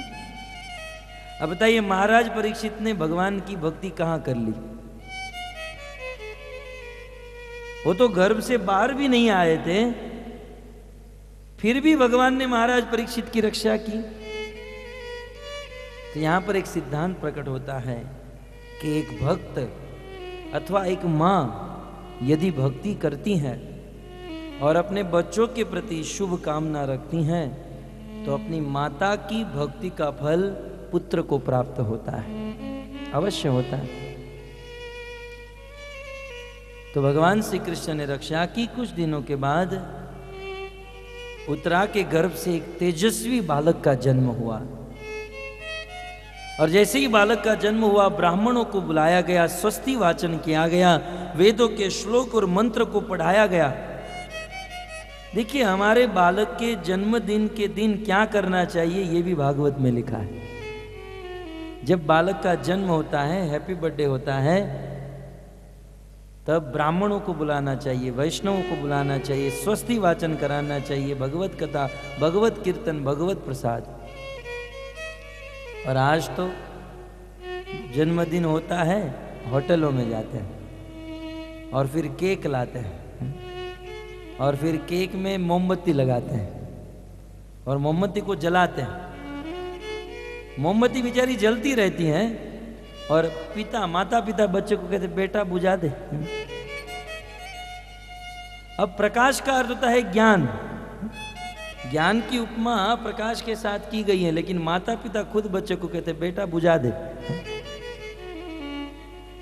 ज्ञान की कोई जरूरत नहीं, तू अज्ञानी ही बना रहा है। हम लोग जब जन्मदिन होता है तो बहुत प्रसन्न होते हैं, खुश होते हैं, लेकिन ये मेरा मंतव्य है, मैं यदि कहूं तो जन्मदिन के दिन सबको मिलकर रोना चाहिए। हाय रे, मेरे जीवन में 100 साल में से 1 साल चला गया और इस पिछले 1 साल में कुछ नहीं कर पाया। जन्मदिन कोई सुख का अवसर नहीं, दुख का अवसर है, रोने का अवसर है। लेकिन हम लोग सुख मनाते हैं। इतना भी ज्ञान नहीं है संसार के लोगों में, कब उत्सव कहाँ होना चाहिए, कैसे होना चाहिए। परीक्षित का जन्म हुआ, स्वस्ति वाचन कराया गया, ब्राह्मण आए, अनेकों गाय का दान किया गया, हीरे जवेरात का दान किया गया, और उस बालक का नामकरण करने के लिए कृपाचार्यों को बुलाया गया। कृपाचार्य ने देखा कि जब से बालक का जन्म हुआ है तब से कुछ ढूंढ रहा है। ये बालक जो था, कोई व्यक्ति उनके सामने जाता तो उनके सामने ही देखता रहता था। बात यह थी कि वो परीक्षण कर रहा था। वो बालक मां के गर्भ में भगवान को देख चुका था। इस दुनिया के प्रथम ऐसे जीव हैं जिन्होंने अपने मां के गर्भ में भगवान का दर्शन कर लिया। और ये बालक जब बाहर आया तो ये ढूंढ रहा था कि मैंने जिसको गर्भ में देखा ये वो तो नहीं, ये वो तो नहीं है, इसलिए वो परीक्षण कर रहा था। और परत ईक्षण, परत ईक्षत इति परीक्षित, दूसरों का परीक्षण करने के कारण कृपाचार्य ने इनका नाम परीक्षित रखा और इनका दूसरा नाम रखा विष्णुरात। विष्णु के द्वारा इनकी रक्षा हुई। राति का अर्थ होता है ददाती। विष्णु के द्वारा इनको जीवन दान प्राप्त हुआ, इसलिए इनका दूसरा नाम था विष्णुरात। और महाराज परीक्षित की भविष्यवाणी को देखकर कृपाचार्य ने कहा, एष दाता शरण्यश्च यथा यो शिनर शिवी यशोवीत निता स्वानाम दोष्य नरी इव यज्वनाम। कहते हैं कि यह बालक उशिनर देश के राजा शिबी के समान दानी होगा। राजा शिबी की तरह यह दानी होगा और दुष्यंत के पुत्र भरत के तरह अपने पूरे कुल की ख्याति को विख्यात कर देगा। भक्तों, किसी भी बालक में दान देने का गुण ये श्रेष्ठ माना जाता है। दान देना एक गुण है। कुछ लोग संसार में समंदर की तरह होते हैं। आप देखिए, यहाँ तो समंदर है, समंदर में कितना पानी है, कितना जल है, लेकिन एक गिलास भी पी नहीं सकते हैं, कोई काम में नहीं। इस संसार में कुछ लोग धनी होते हैं, लेकिन उन धनी लोगों का धन समंदर के समान होता है, किसी के काम में नहीं आता। और कभी कभी तो वो उसका धन उनके काम में भी नहीं आता है। क्या करते हैं, धन छोड़कर चले जाते हैं और फिर उनके बच्चे, संस्कार तो कुछ होते नहीं है, और उस धन को गलत जगह पर लगा देते हैं। बाप यदि थोड़ा बहुत पुण्य करके स्वर्ग में गया है, लेकिन उनका कमाया गया धन उनका बेटा गलत रास्ते पर इस्तेमाल करता है, तो स्वर्ग में गए हुए बाप को नरक में भेज देता है उनका लड़का। इसलिए मैं कहता हूं, ज्यादा धन छोड़ना ये भी बहुत गड़बड़ है। इसलिए धन की प्रथम गति, भगवत गीता में कृष्ण ने कहा, यज्ञ दान तपसा न त्याज्यम एव, क्योंकि पावनानी मनीषिणाम, बड़े बड़े मुनियों को, सन्यासी को भी यज्ञ दान और तपस्या त्यागना नहीं चाहिए। दान अवश्य करना चाहिए, क्योंकि दान करने से भगवान हमारे ऊपर दया करते हैं। दान करने से हृदय कोमल होता है। दान भक्ति का एक अंग है, मूल है, दान होना चाहिए। तो कुछ लोगों की संपत्ति समंदर के समान है, परंतु कुछ लोग ऐसे होते हैं जो बहुत गरीब होते हैं, बहुत कम पैसे में अपना जीवन बिता लेते हैं, परंतु उनका पैसा शुद्ध कार्य में लगता है और भगवान उन पर प्रसन्न होते हैं। मैंने ऐसा सुना है कि यहाँ पर जो भागवत कथा हुई, यहाँ के बहुत गरीब लोगों ने, मतलब जो नौकरी करके कहीं काम करके पैसे कमाते हैं, छोटे छोटे लोगों ने मिलकर अपना अपना योगदान दे देकर भागवत कथा की है। वास्तव में ऐसे कार्य से भगवान बहुत प्रसन्न होते हैं। और ध्यान रहे, भगवान ये नहीं देखते हैं कौन आदमी कितना दान कर रहा है। सिद्धांत क्या है? भगवान ये नहीं देख रहे कौन आदमी कितना दान कर रहा है, भगवान ये देख रहे कौन कितना बचा कर रख रहा है ना। कोई 10,000 कमाता हो 5,000 का दान कर दे, और कोई 50 लाख कमाता हो और 5,000 का दान करे, दोनों का दान तो समान हुआ ना। लेकिन भगवान ये नहीं देखते दोनों ने 5,000 का किया, भगवान ये देखते उसने 45 लाख अपने जेब में रखा और इस बेचारे ने 5,000 ही अपने जेब में रखा। भगवान ये देखते हैं। तो वास्तव में दान करने वाले के ऊपर भगवान प्रसन्न होते हैं, और दान करने वालों की महिमा भगवान स्वयं अपने मुख से गाते हैं। शी ददीची हरिश्चंद्र नरेशा, भगवान राम स्वयं गाते हैं, शी ददीची हरिश्चंद्र नरेशा, सहऊ धर्म हित कोटि कलेशा। करोड़ों करोड़ों क्लेश और दुख सहन करके भी शिबी, दधीची, हरिश्चंद्र इन राजा महाराजाओं ने दान किया, दुख सहकर भी दान किया, और भगवान की उन पर कृपा हुई। आज भी वे लोग अमर हो गए। और उनमें से महाराज शिबी अपने राज्य में के राजा थे। एक बार एक बाज पक्षी एक कबूतर के पीछे दौड़ा, कबूतर को खाने के लिए, और वह कबूतर उड़ते उड़ते राजा की शरणों में आया। महाराज, मैं आपके राज्य का पक्षी हूं, आप मेरी रक्षा कीजिए, ये बाज मुझे खाने का प्रयास कर रहा है। महाराज शिवी ने बाज को निश्चिंत किया, कबूतर को निश्चिंत किया, और बाज को कहा कि तुम इस कबूतर को मत खाओ।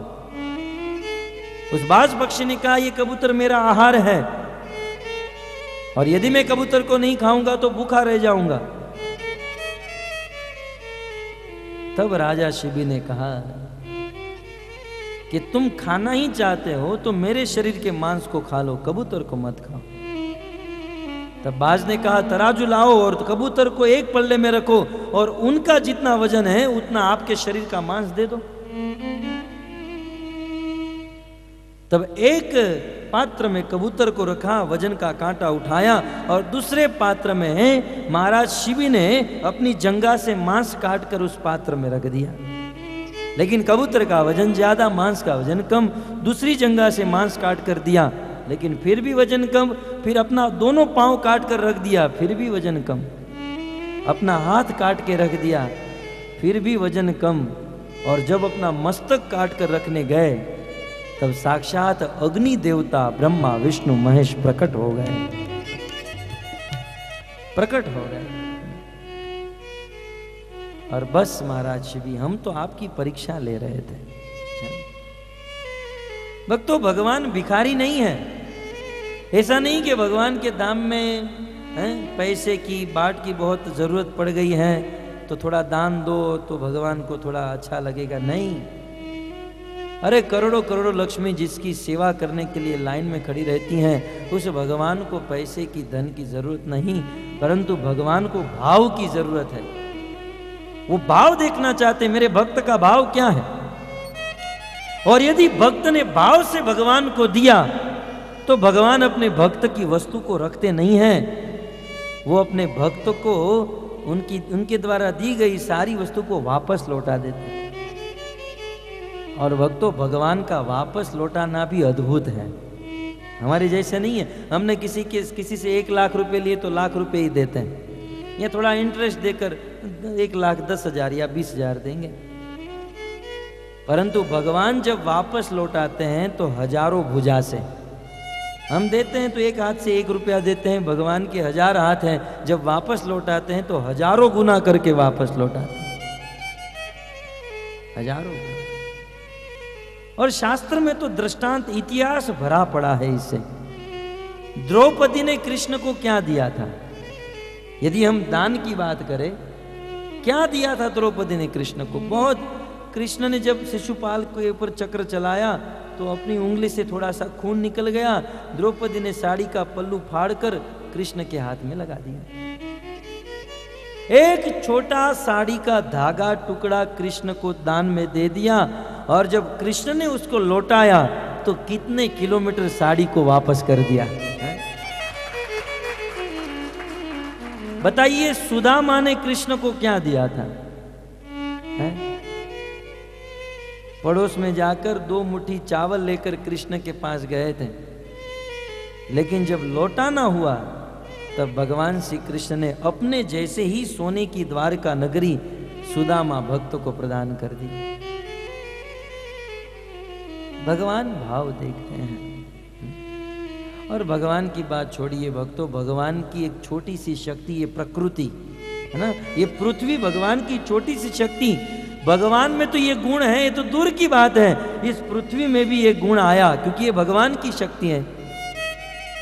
आप इस पृथ्वी में एक बीज डालो और थोड़ा सा जल डालो, वो एक बीज 70-80 गुना होकर बाहर निकलता है।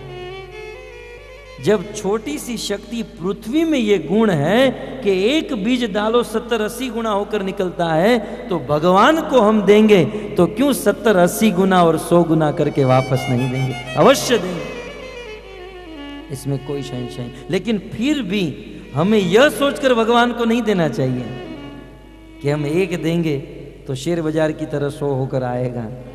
भाव ये नहीं होना चाहिए, ये तो भगवान का गुण है, हमें देना चाहिए शुद्ध भाव से, परंतु देना चाहिए। भगवान ने जिनको धनी बनाया, जिनको बहुत पैसे दिए, और ऐसे धनी अपना धन अच्छे मार्ग पर इस्तेमाल नहीं करते हैं, तो फिर अगले टाइम से भगवान उसको धन नहीं देते हैं। साधारण दृष्टांत आप देखिए, एक पिता के 2 पुत्र हैं और वह पिता दोनों पुत्र को 500-500 बाट दे दे। एक पुत्र जाता है 500 बाट लेकर यहां पर फुकेट की किसी गली में शराब पीकर घर पर लौट जाता है, और दूसरा पुत्र 500 बाट लेकर थोड़ी सी स्वीट मिठाई और थोड़ा सा फ्रूट लेकर घर पर आता है और काट कर पिताजी को देता है, पिताजी मैं आपके लिए लेकर आया। पिताजी जानते हैं ये मेरे पैसे का ही फल है, ये मेरे पैसे की ही वस्तु है। लेकिन एक बार सोचिए, जब बालक इस प्रकार से पिता की संपत्ति को लेकर पिता को जब अर्पित करता है तो पिता कितने खुश होते हैं। ये बालक कितना सुशील है, कितना संस्कारी है। और जब दूसरी बार देना होगा ना, तो पिताजी वो शराब वाले बालक को कुछ नहीं देंगे और इसको 5 लाख बाट दे देंगे। ठीक वही गुण भगवान का और हमारे बीच में है। भगवान की कृपा से हमारे पास धन आया और उस धन को हमारे लिए ही खर्च किया, तो अगली बार भगवान कुछ नहीं देंगे, कड़के बना देंगे। और भगवान के द्वारा दिया गया धन यदि हम भगवान को ही देते हैं तो भगवान उसको मल्टीप्लाई करते जाते हैं और बढ़ाते जाते हैं। हमने तो देखा है भक्तों, जो लोग भगवान को देते हैं ना, उनके घर पे कोई कमी नहीं होती। अतः भगवान को दीजिए, देने का भाव रखिए। मैं नहीं कह रहा हूं आप मुझे दीजिए भगवान को दीजिए। और यदि आपके पास धन आए तो धन की वास्तविक गति क्या है ना? यदि मन में प्रश्न हो, मेरे पास 100 बाट आए तो 100 बाट को मुझे अच्छी सी अच्छी जगह पर लगाना है, तो सबसे अच्छी जगह क्या है? पहली बात तो अपने लिए इस्तेमाल न करना, ये सबसे अच्छी बात है। दूसरों के लिए इस्तेमाल करना, क्योंकि अपने लिए तो सब लोग इस्तेमाल करते हैं, दूसरों के लिए जो करे वो साधु है। और दूसरों के लिए भी परोपकार में ही वो पैसे लगाए, और परोपकार में भी भागवत कथा में पैसे लगाए, और भागवत कथा में भी भगवान के भक्तों को, वैष्णवों को भोजन करने में जहां पैसा लगता है वह पैसा सीधा भगवान के पेट में जाता है। सत्य बात। भगवान स्वयं कहते हैं ये यज्ञ का धुआं उड़ाने से कोई लाभ नहीं होगा, इससे तो अच्छा है मेरे भक्त को, वैष्णव को भोजन करा दो, क्योंकि वैष्णव मेरे मुख है, वैष्णव को भोजन कराओगे वह भोजन, वह धन सीधा मेरे पेट में आएगा। मैं आपको एक सत्य कथा सुना रहा हूं। एक बार एक भक्त, भारत की बात है, जगन्नाथपुरी जा रहे थे यात्रा करने के लिए। पुरुषोत्तम क्षेत्र जगन्नाथपुरी का मंदिर है। तो एक रईस सेठ थे, मालिक थे, जिसके पास बहुत पैसे थे, लेकिन वे कभी भगवान के धाम में नहीं जा पाते थे। तो ये भक्त जा रहा था, तो उस जो मालिक थे उसने कहा कि आप जा रहे हो तो मैं तो कभी आ नहीं सकता, ये मैं तुम्हें 100 बाट देता हूं, ये जगन्नाथ जी के मंदिर में डाल देना। होता है ना, भक्त लोग ऐसा करते हैं। तो वो भक्त जो था वो 100 बाट लेकर निकला। पहले के जमाने में ट्रेन फ्लाइट तो थी नहीं, अनेकों गांवों से चलते चलते जाते हैं। तो चलते चलते जा रहे थे, अनेकों गांव बीच में पड़ते थे। एक गांव में गए, वहां पर भंडारा हो रहा था, वैष्णव का भोजन हो रहा था, और भोजन में कुछ कमी लग रही थी। तो इस वैष्णव को दया आ गई। अब दूसरे जीव को दुखी देखकर भक्त के हृदय में दुख होता है। और वैष्णव के पास कुछ, खुद अपने पास कुछ नहीं था उस भक्त के पास, लेकिन उसने 100 बाट दिए थे। तो इसने क्या किया कि वहां पर साधुओं का जो भोजन हो रहा था, कुछ प्रसाद भोजन लाकर वहां पर खर्च कर दिया। 98 बाट, 98 बाट वहां पर खर्च हो गए, 2 बाट बचे, जेब में रखे। और जगन्नाथपुरी पहुंचे और जगन्नाथ जी के मंदिर में जाकर वो 2 बाट उस जगन्नाथ जी की दान पेटी में डाल दिए। और जैसे ही जगन्नाथ जी की दान पेटी में बाट डाले, कुछ दिन के बाद वो जो मालिक थे ना, सेठ, उसको भगवान जगन्नाथ जी स्वप्न में आए। अरे तो धन्य हो गए, साक्षात भगवान स्वप्न में आए। तब इनको लगा हाँ, मैंने भगवान को दान दिया है ना, ये इसका प्रभाव है। तो कहा प्रभु, मैं तो आपके पास कभी आ नहीं पाया, लेकिन मैंने 100 बाट भेजे थे, आपको मिल गए? भगवान को ही पूछ लिया कंफर्मेशन करने के लिए। प्रभु, मैंने कुछ दिन पहले एक भक्त आ रहा था तो 100 बाट भेजा था, आपको मिल गए? ध्यान से सुनिएगा, भगवान ने कहा 98 बाट मुझे मिल गए, 2 बाट का हिसाब नहीं मिल रहा है। समझ में आया? 98 बाट जिन पैसे से वैष्णवों को भोजन कराया गया वो मुझे मिल गया, लेकिन वो पेटी में डाला उसका हिसाब नहीं मिला। वो साधु लोग, पंडित लोग खुद खा गए।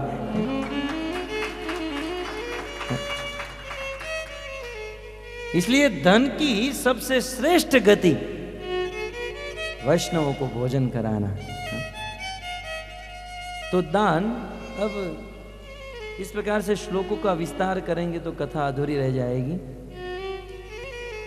परंतु परीक्षित महाराज के जन्म के समय भविष्यवाणी की गई, आपका बालक राजा शिबी की तरह दानी होगा और दुष्यंत पुत्र भरत के समान अपने कुटुंब का विख्यात करने वाला होगा। इस प्रकार महाराज परीक्षित का जन्म और नामकरण हुआ। धीरे धीरे धीरे ये बड़े होते गए और बड़े होने के बाद युधिष्ठिर महाराज आदि पांडवों ने महाराज परीक्षित का विवाह कराया। परीक्षित का विवाह राजा उत्तर की पुत्री इरावती के साथ हुआ। और इससे महाराज परीक्षित को 4 पुत्र की प्राप्ति हुई। उस 4 पुत्र में सबसे ज्येष्ठ पुत्र का नाम था जन्मेजय। महाराज परीक्षित बड़े हो चुके हैं, कृष्ण को मिले बहुत दिन बीत गए। युधिष्ठिर महाराज ने अर्जुन को कृष्ण की खबर लेने के लिए द्वारिका भेजा। पहले के जमाने में कोई कम्युनिकेशन का कोई और व्यवहार तो नहीं था, फोन मोबाइल कुछ नहीं था, इसलिए अर्जुन को भेजा, जाओ कृष्ण कैसे हैं, किस स्थिति में है, ये समाचार लेकर आओ। अर्जुन द्वारिका गए और द्वारिका से वापस लौटे। अर्जुन का चेहरा मुरझाया हुआ देखकर युधिष्ठिर महाराज ने पूछा, अर्जुन कुछ बोल क्यों नहीं रहे हो, जल्दी बताओ कृष्ण कैसे हैं, किस अवस्था में हैं। अर्जुन ने रोते हुए कहा, भैया बड़े दुख की बात है। क्या हुआ? बोले भगवान श्री कृष्ण इस धराधाम को छोड़कर अपने धाम में वापस चले गए हैं। कृष्ण अब इस पृथ्वी पर नहीं रहे हैं भैया। तब युधिष्ठिर महाराज ने तुरंत निर्णय ले लिया, कृष्ण यदि इस पृथ्वी पर नहीं तो हमें भी इस पृथ्वी पर रहने से कोई लाभ नहीं। तुरंत युधिष्ठिर महाराज ने परीक्षित महाराज का राज्याभिषेक कर दिया, परीक्षित को राजा बना दिया और युधिष्ठिर महाराज स्वयं हरिद्वार से होकर, स्वर्ग होकर, हिमालय होकर भगवान के धाम में चले गए। और युधिष्ठिर महाराज के साथ भीम, अर्जुन, नकुल, सहदेव, द्रौपदी ये सब चले गए। अब हस्तिनापुर के राजा एकमात्र परीक्षित हैं। और भक्तों उस समय हस्तिनापुर का जो राजा होता था वो पूरी दुनिया के ऊपर राज करता था। पूरी दुनिया को ही भारत कहा जाता था, परंतु धीरे धीरे भारत तो दुनिया के एक छोटे से नक्शे में छोटा सा हो गया। परंतु दुनिया के चक्रवर्ती सम्राट महाराज परीक्षित के विषय में बताया गया। परीक्षित महाराज ऐसा राज्य करते थे, सर्वगुण संपन्न थे और परीक्षित महाराज के राज्य में कोई दुखी नहीं था। दैविक दैहिक भौतिक तापा, राम राज्य काहू नहीं व्यापा। किसी भी प्रकार का ताप नहीं, दुख नहीं, यहां तक तो किसी को रोग नहीं। समुद्र रत्न के भंडार किनारे पर लाकर छोड़ देता था, बस लोगों को लेकर पहनने की आवश्यकता थी। और महाराज परीक्षित के राज्य में सब लोग सुखी थे, किसी को कष्ट नहीं। यहां तक पशु पक्षी को भी न्याय मिलता था। राम राज्य में भी कुत्ता आया था कुत्ते को भी न्याय मिलता था। ये वो राज्य है। तो ऐसे महाराज परीक्षित अपनी प्रजा को प्रसन्न रखते हुए राज्य कर रहे हैं। अब एक दिन की घटना का वर्णन सुध गोस्वामी कराते हैं। एक दिन की बात, महाराज परीक्षित दिग्विजय करके वापस लौट रहे थे और जब महाराज परीक्षित अपने राज्य में आए तब उसने एक आश्चर्यमयी दृश्य देखा।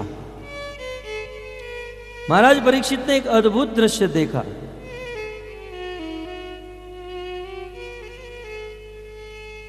और वो अद्भुत दृश्य क्या था? कहते हैं, धर्म पदे केन चरण विच्छया यामुशलभ्य गाम पृच्छति सम अश्रु वदनाम विस्मिता मीव मातरम। एक गाय और एक बैल, ये दोनों एक साथ खड़े थे और उस बैल के, उस सांड के किसी ने 3 पांव काट दिए थे। वो बैल मात्र एक पांव पर खड़ा था और उसे देखकर गाय रो रही थी। आज तक महाराज परीक्षित के राज्य में किसी ने मच्छर भी नहीं मारा और आज किसी ने उस बैल के 3 पांव काट दिए। महाराज परीक्षित घोड़े के ऊपर सवार होकर आए और ऐसे अद्भुत दृश्य को देखकर घोड़े से उतर गए, तुरंत उस बैल के पास गए कि मेरे राज्य में ऐसा दुष्ट कार्य किसने किया। वो बैल कुछ नहीं बोला। बोले किसने आपके पांव काटे हैं, मुझे नाम दो। बैल नाम नहीं दिया। बोले नाम नहीं देना चाहते हो, इशारा तो कर दो, मैं इसी समय उसे मार डालूंगा।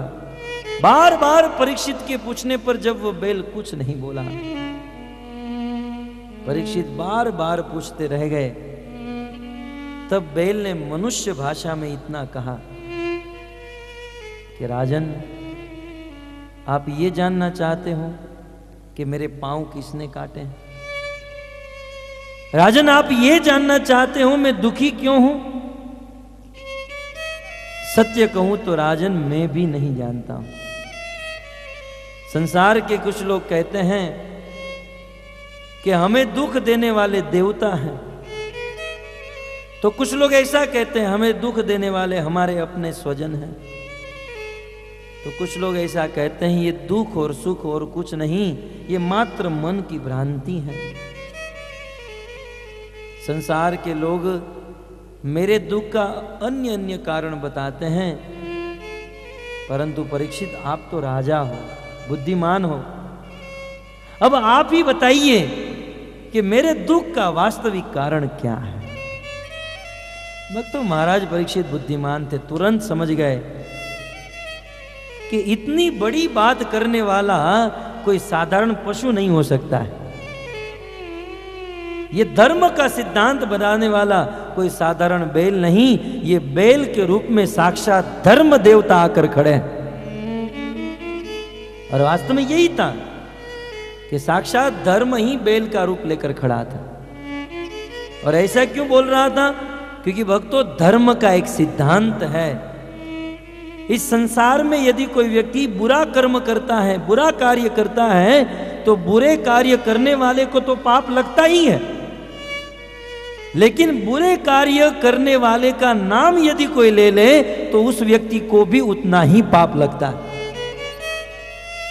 बुरा काम करने वाले को पाप लगता है, लेकिन बुरा काम करने वाले की जो चर्चा करते हैं, निंदा करते हैं, ईर्ष्या करते हैं, उनको भी उतना ही पाप लगता है।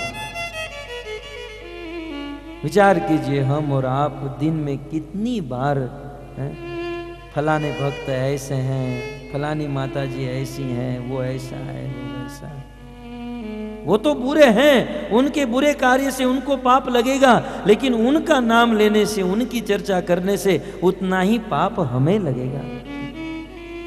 भक्तों, ये धर्म का सिद्धांत है। इसलिए दूसरों की निंदा करने से, दूसरों की ईर्ष्या करने से बचो। हमारे पास बहुत समय कम रहा, इसलिए मैं प्रथम स्कंद को छोड़कर दूसरे स्कंद में नहीं जा पाऊंगा, परंतु तृतीय चतुर्थ स्कंद में वर्णन है। शिवजी की पत्नी सती दक्ष प्रजापति के यज्ञ में ऐलान करते हुए कहती हैं कि आप लोगों ने शिव जी का अपमान किया। ये मेरे बाप ने, दक्ष प्रजापति ने शिव जी का अपमान किया। शिव जी जैसे वैष्णव का अपमान करने वाले का पतन निश्चित है, और मेरे पिता तो मरेंगे, लेकिन हे भृगु ऋषि, आप लोग ने भी मेरे पिता को नहीं रोका, और आप लोग भी शिवजी जैसे महात्मा वैष्णवों के दोषों को सुनते रहे। मेरे पिता तो मरेंगे, साथ साथ आप लोग भी मरेंगे। सिद्धांत दे दिया। अरे जिस स्थान पर किसी वैष्णव का अपमान हो रहा हो, जिस स्थान पर किसी वैष्णव का अपराध हो रहा हो, यदि हम में ताकत हो तो वैष्णव के का अपमान करने वाले की जीवा को खींच लेना चाहिए, और यदि ऐसा न कर सके तो कान में उंगली डालकर वहां से निकल जाना चाहिए। लेकिन हाय रे दुर्भाग्य, हमारे जीवन में जहां वैष्णव का अपमान होता है, वहां तो हमारे कान 10 हो जाते हैं। दूसरों की निंदा सुनने में, दूसरों का अपमान सुनने में तो हमारे कान बहुत बड़े हो जाते हैं।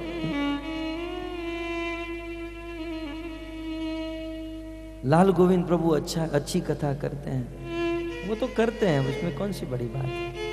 नहीं, वो आज अच्छा भजन गाए, वो तो गाते हैं, कौन सी बड़ी बात। तू जानती है लाल गोविंद प्रभु कल होटल में बैठे थे। अच्छा, कान बड़ा कर देंगे। और क्या कर रहे थे? बता बता, और क्या कर रहे थे? दूसरों की बुराई सुनने में अपना कान बड़ा कर देते हैं और अच्छाई सुनने में कोई इंटरेस्ट नहीं। ये हमारी स्थिति है। बताइए हमारा प्रोग्रेस कैसे हो सकता है? हमारी प्रगति कैसे हो सकती है? भक्तों को दूसरों की ईर्ष्या करने वाला, दूसरों की निंदा करने वाला सूअर माना जाता है। मात्र दूसरों का मल खाता है। अतः धर्म का सिद्धांत कि जो दूसरों की निंदा ईर्ष्या करते हैं उन्हें उतना ही पाप लगता है। अतः दूसरों में दोष न देखें, दूसरों में गुणों को देखने का प्रयास करें। तत्पश्चात महाराज परीक्षित ने आजू बाजू में देखा, इसके पांव को काटने वाला यहीं कहीं होगा। जब महाराज परीक्षित की दृष्टि बाजू में गई तो देखा कि साक्षात कलयुग, जिस युग में हम लोग बैठे हैं ना, इस युग का अधिष्ठाता देवता साक्षात कलयुग राजा का रूप लेकर हाथ में तलवार लेकर खड़ा है। परीक्षित समझ गए ये कलयुग की करतूत है। कलयुग जब महाराज परीक्षित के राज्य में इस दुनिया में आया तो सर्वप्रथम धर्म के 3 पांव को काट दिया।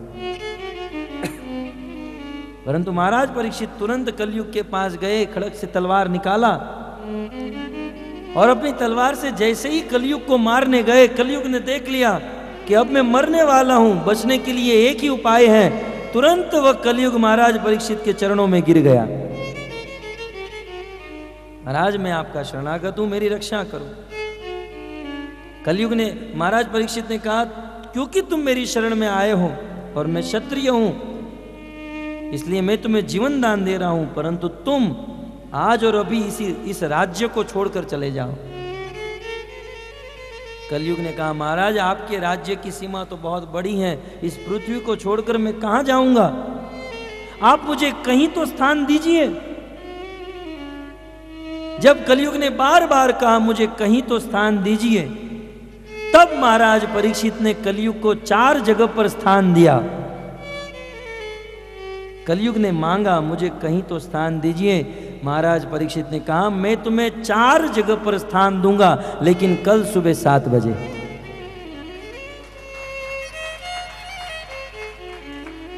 क्योंकि समय हो चुका है। हम तो बोल सकते हैं और आधा घंटा 1 घंटा, लेकिन हम आपके समय का ख्याल रख रहे हैं। तो कलयुग के रहने के स्थान का वर्णन कल होगा और उस स्थान पर हमें कभी नहीं रहना चाहिए, वो कार्य हमें कभी नहीं करना चाहिए, और क्या करना चाहिए क्या नहीं करना चाहिए ये कल वर्णन होगा। क्योंकि 9 दिन तक कथा सुनने के बाद जब हृदय परिवर्तन होता है तब एक प्रश्न होता है कि आपकी सारी बात समझ में आई, अब प्रभु हमें ये बताइए हमें क्या करना है और क्या नहीं करना है।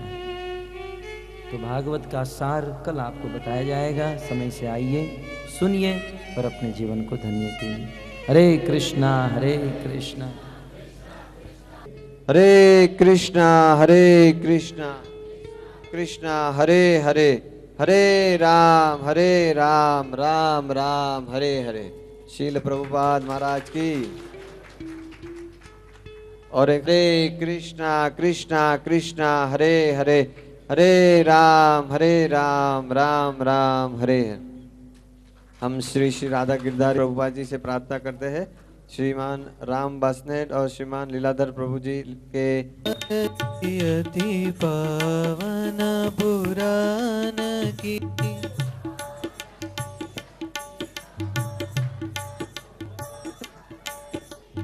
धर्म भक्ति विज्ञान की, धर्म भक्ति विज्ञान कान की, महापुराण भागवत निरमल, महापुराण भागवत निरमल।